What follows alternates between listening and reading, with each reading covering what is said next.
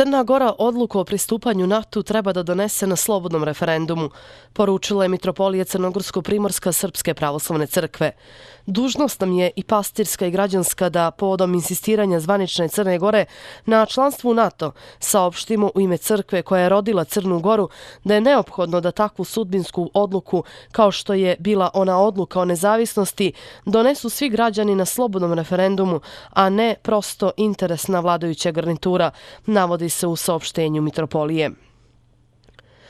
Predsjednik Crne Gore Filip Vujonović izjavio je da još nije imao priliku da razgovara sa srpskim predsjednikom Tomislavom Nikolićem o njegovoj izjavi da je Crna Gora igračka Evropske unije i NATO-a, ali da jedva čeka da se sretne i ispriča s njim.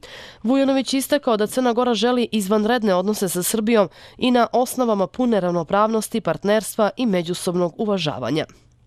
Braniti ličnost kao što je Svetozar Marović nije nimalo lak posao, najviše zbog činjenice što je optužen i osuđen i prije nego što je pretres počeo, kazao je njegov branilac Zdravko Begović. Stvorena je takva medijska atmosfera da je moj klijent kriv i za ono za što ga tužilaštvo ne tereti. Grijeh je donositi bilo kakve zaključke dok postupak ne bude okončan i presuda pravosnažna. Pretpostavka nevinosti je obaveza poštovanja svih, pa i onih koji nikada nijesu čuli za nju. S druge strane, zastupati ličnost kao što je Svetozar Marović je posao i prilika koju advokat dobije jednom ili nikada u karijeri, kazao je Begović.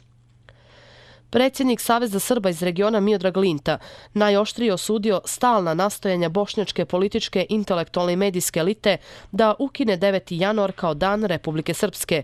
Jasno je da je poništavanje Dana Republike Srpske prvi korak kako bi se ukinula Republika Srpska kao entitet, navodi Linta i dodaje da je glavni uslov mira i stabilnosti u Bosni i Hercegovini da bošnjačka elita prihvati činjenicu postojanja Republike Srpske kao legalne i legitimne tvorevine i da prestane da radi na njenom ukidanju.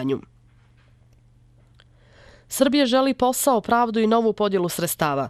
Nema ni jednog racionalnog razloga i objašnjenja šta konkretno Srbija dobija učlanjenjem u NATO, a priče da NATO donosi investicije su besmislene, kaže Borislav Borko Stefanović, predsjednik pokreta Levica Srbije. Džihadisti iz Islamske države uputili su prijetnje Velikoj Britaniji u novom video snimku na kojem su pogubili 5 osoba, saopštuje američki portal specijalizovan za islamističke sajtove. Prije pogubljenja, jedan od džihadista na engleskom jeziku je uputio poruku britanskom premijeru Davidu Cameronu. Nevjerovatno je da jedan takav beznačajan lider kao što si ti osporava moć Islamske države. Nastavljamo džihad, nastavit ćemo da prelazimo granice i zauzet ćemo i vašu teritoriju gdje će vladati šerijat, rekao je džihadista u poruci britanskom premijeru. Velika Britanija je do sada u okviru međunarodne koalicije bombardovala položaj islamista u Iraku, a od decembra bombarduje i susjednu Siriju. Novi dokumentarni film Svjetski poredak ekskluzivno emitovan na ruskom televizijskom kanalu Rosija 1, a predsjednik Vladimir Putin bio je među onima koji su za potrebe filma intervjuisani. Dokumentarac je podijeljen u 7 epizoda, a u drugom dijelu Demokratija, prva krv, dokumentarac se bavi raspadom Jugoslavije i agresijom NATO pakta, ali i američkim intervencijama u Afganistanu, Iraku, ratu u Libiji itd. Među sagovornicima su između ostalih nalaze i premijer Srbije Aleksandar Vučić, predsjednik Tomislav Nikolić, kao i naš čuveni filmski režiser Emir Kusturica. Ministar inostranih poslova Saudijske Arabije Adel El Džubeir rekao je da je Rijad prekida odnose sa Iranom nakon napada na ambasadu u Teheranu. Saudijski diplomate koji su radili u Teheranu evakuisane su, javlja televizijska stanica El Arabija. Umjeren do jak snijeg pada na gotovo cjelokupnoj teritoriji Srbije. Očekuje se i ledena kiša koja može da stvara dodatne probleme vozačima.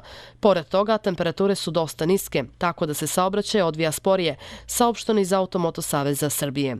Danas u Crnoj Gori pretežno oblačno, povremeno kiša, u sjevernim predjelima snijeg i susnježica. Vjetar povremeno umjeren do jak, južni, najviša dnevna temperatura od 1 do 12 stepeni. U Podgorici oblačno i kišovito s maksimalnom temperaturom do 8 stepeni.